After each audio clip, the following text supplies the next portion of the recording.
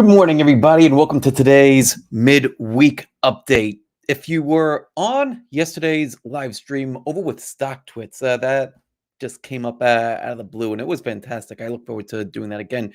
You know what I kind of think of CPI numbers and what I think of things like GME and things that basically fall outside of my trading plan. Basically, I'm not looking at those kinds of things at all. And for today's midweek update, I wanted to share with you a couple of different things, right? Because the markets are following through. If we take a look at the indexes over here, and let me just get my charts up and show them to you. Hold on one second as I click this button over here. And by the way, let me know where you're logging in from, where you're at, and what kinds of questions you have for us. But what we're looking at right here is a chart of the S&P 500. And you can see that we just blasted into fresh all-time highs. So question is it the CPI? Do those numbers matter? Well, the question that I ask myself, right? I'm not really too concerned about what CPI numbers are and how those kinds of things go. There's really two big questions that I ask myself, and I actually took the time to write them on this board here. Hopefully, you could see this board. Let's bring this into the frame over here. All right. So, are your stocks setting up? Yes or no? The stocks that you're interested in setting up, yes or no? Very simple question, because if they are setting up, that brings you to step two. If they're not setting up, then there's nothing for you to do, right? Because the only thing, it would be helpful if I'm talking into the microphone, right? If your stocks are setting up, then there's some sort of action for you to take. If your stocks are not setting up, then you just sit on your hands and you wait. And that's basically how a business would operate, right? This is an example that I gave in the newsletter last week. So if you're not already in our newsletter, just go over to merrillwealth.com and sign up for the newsletter. It's free. It goes out multiple times per week. But basically, if you had a retail store and you sold dresses at your retail store, it would make sense for you to have a variety of different skirts, but you wouldn't put cabbage in the store, right? Like that would be weird. So even if you found the cabbage to be on sale, you wouldn't go and put cabbage in your dress store. So why would you do the same thing with your trading?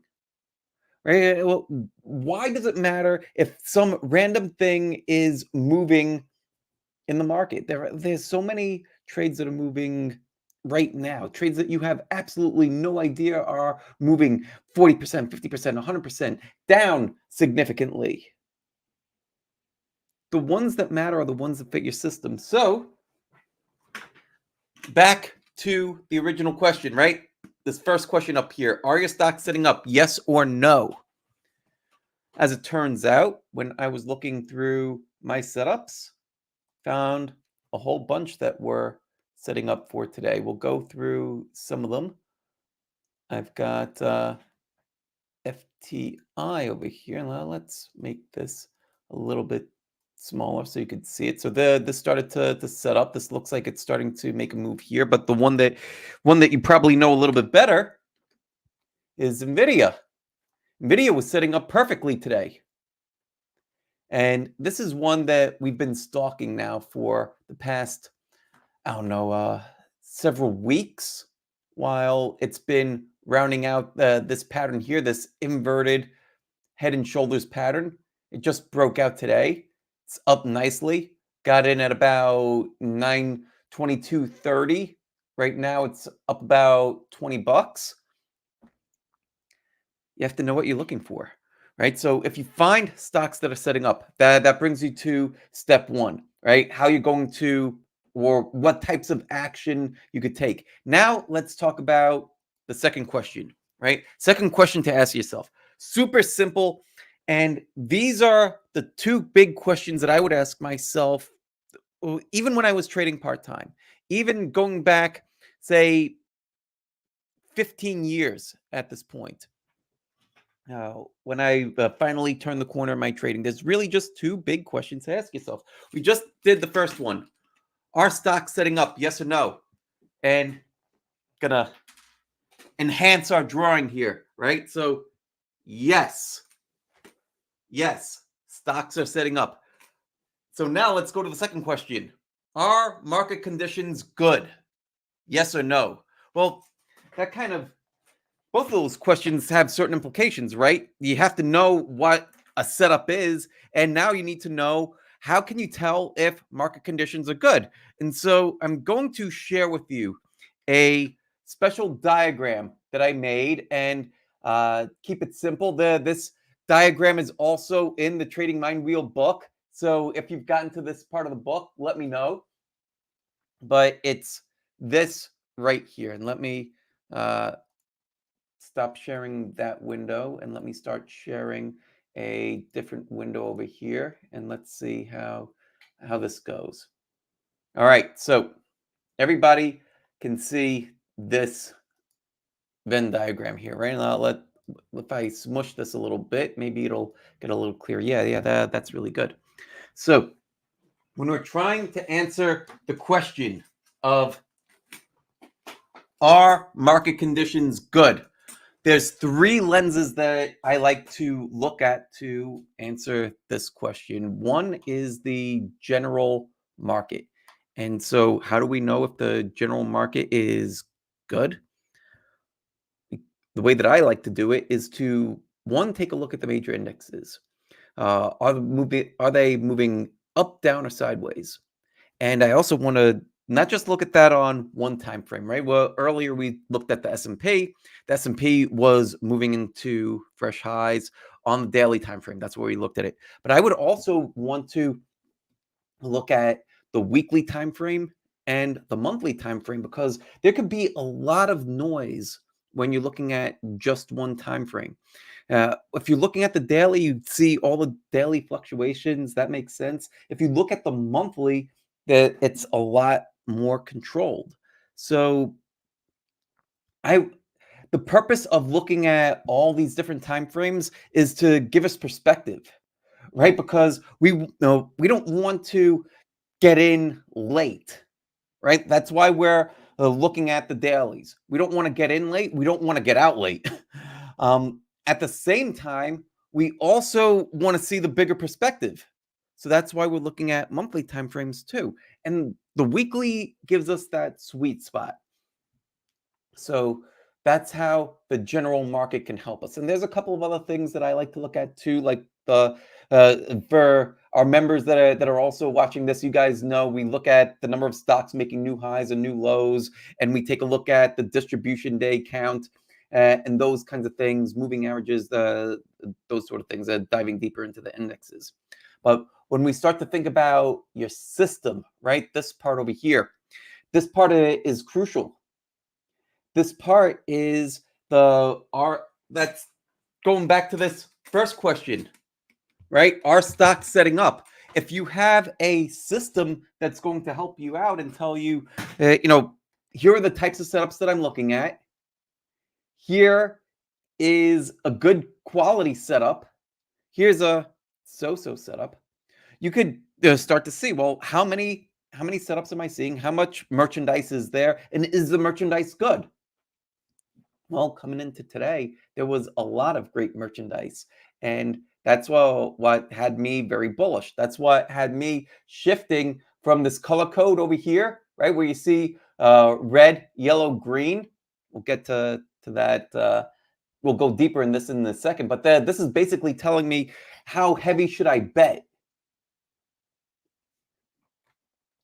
And a big part of that comes from the system, because if there's quality merchandise, then great, we could get to work. Then we also want to see what our personal performance is, because if we have this whole system that tells us when we should get in and when should we get out and all this, and we're following that system, we should be doing well.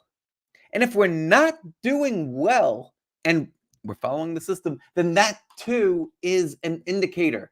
And that's something that we should be paying attention to. So coming into today, My performance has been great. I started to see a lot of stocks setting up, and the market was getting ready to push higher. So that's what put me into this green zone here where I want to start betting heavy.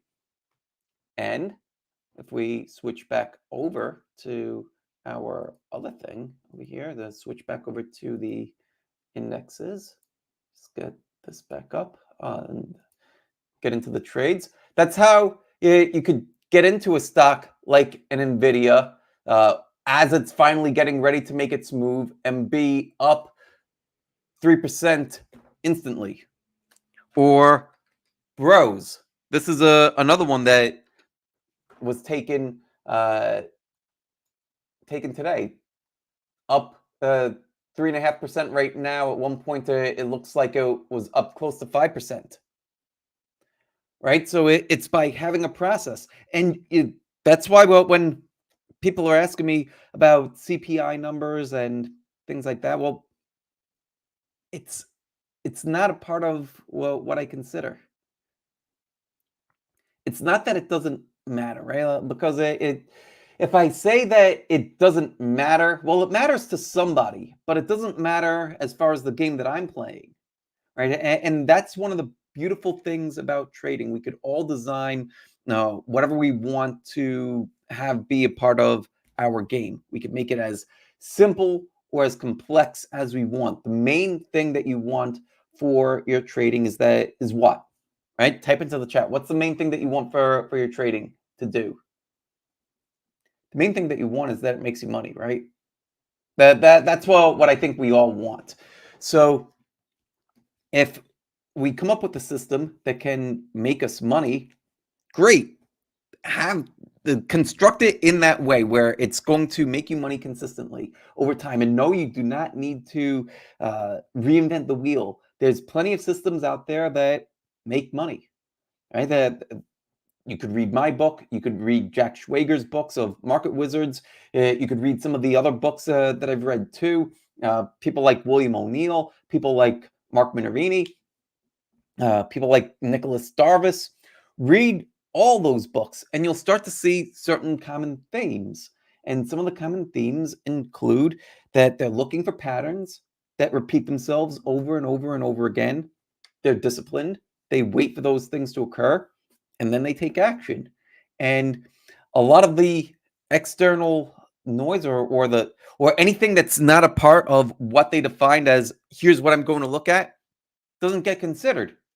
And so that's how you could filter out so much of the garbage, right? It's garbage to you. It might not be garbage to somebody else, but that's okay.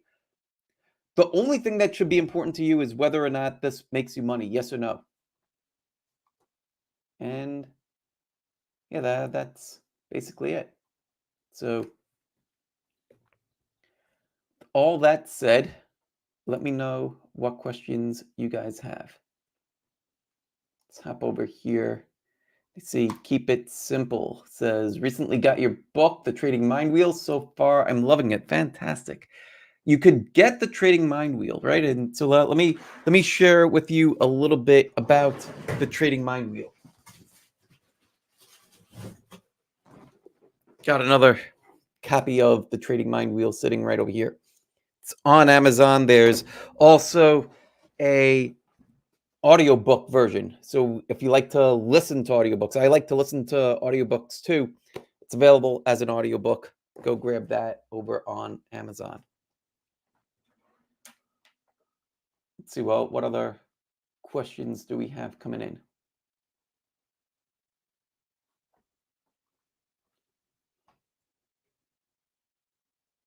There's actually a theme going on, right? So with Bros, right? What was the other ones that recently broke out, right?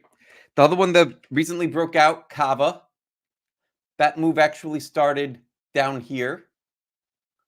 Kava at this point is up about 27% since when we bought it. We bought it back here on April the 25th. And it's just a matter of knowing what you're looking for, right? Let me turn off the annotations because my charts can get a little bit noisy, right? It's not noisy to me, but I like to draw all over my charts and mark up different things. They make a lot of sense to me, but yeah, if for somebody else, it's not going to make a lot of sense. But what we have here is Kava. Let me reset the chart view, zoom in a little bit, move this around. Okay, so well, what I saw back here in Kava, Kava consolidating, pulling back to the 50-day moving average, having that positive outside reversal where this bar is bigger than that bar. It has both, it moves above the top of this range and also below the bottom of that range. And so that's showing strength. So when I see something like that, especially when it's happening right around a key moving average, like this one here, that red line, that's the 50-day moving average, that gets me interested. And so that's why I'm buying on that day, and then price follows through, and it could produce gains like this. Does it work 100% of the time? Of course not. But when it does work, it can work extremely well. And the beauty of having a setup similar to this is that your risk is very well defined. So in this case, the risk was about 4%, 5%, something like that. And so far, price is up about 27%. But to bring us back to the idea of theme, right? So sweet greens, right? Sweet greens up 30% after reporting earnings. We have bros, right? This is in same industry group, retail, restaurants. This is up uh, a lot after reporting earnings, right? So earnings was here. Since reporting earnings, it's up about 34%. Breakaway gap after earnings, the gap's up again, and now price is following through. And I'm getting in up here, right? As price gapped up, and now it consolidated a little bit. I'm getting in just as this is starting to make its move right here. And the reason why, you might think, oh man, price is extended. You're going to get demolished here. Well, if we zoom out a little bit, right, and if I change up this chart, just going to switch over to a weekly chart. Switch over to the weekly chart. You can see that price just broke out from February of 23.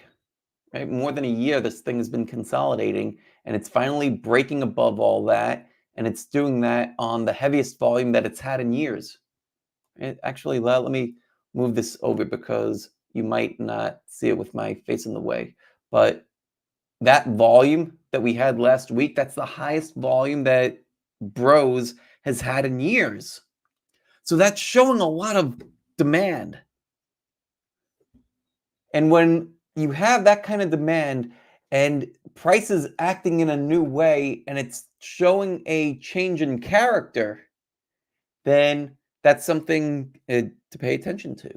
And so that's why, as prices breaking above the recent high, I'm getting in, and in a day, I'm already up about 4% on this. So, um, any other questions here before we wrap things up?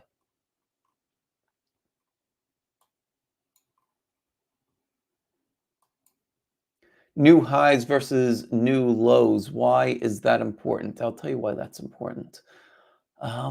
So when we take a look at the number of stocks making new highs versus new lows, I like to look at it on the NASDAQ. So right now we've got a chart of the NASDAQ up. And I'm looking at this indicator right down here. And you could get a lot of this stuff for free over on TradingView. And I use it. We talk about it in our group a lot. If you're interested in joining our group, just head on over to marwealth.com and you could learn more about that and how you can work with us. This new highs versus new lows indicator, if you were to zoom out like this, right? And you can see how when things are turning from red to green to red to green, that means that whenever you have this shaded area that's green, right? Let's zoom in a little bit. When you have this shaded area of green, that means that new highs are outpacing new lows. When you see it's red, then that means that there's more new lows than there are new highs. The reason I'm so interested in that particular indicator is because there's never been a sustained uptrend of more than a couple of weeks without new highs also outpacing new lows. It just doesn't happen. And it would make sense too, right? That the index is looking at all the stocks. So if you have more stocks making new lows than new highs, well, how's it going to continue higher? Right? It would almost be like having like hitting the brakes and wondering why you're not speeding up. So that's why I look at this, and very recently, right? Well, since the beginning of May, new highs have begun to outpace new lows, and now we're able to blast off into new highs on the Nasdaq and on all these other indexes. So very simple things that we could observe ourselves and not have to wonder what CPI's number, not have to be an economist, not have to tune into the news constantly. It's far better to watch what people do than to listen to what people say. Right? Because what we're seeing here on the chart, these are people's actions. It's people's actions that push prices higher. So regardless of what anybody has to say, this is what actually happened.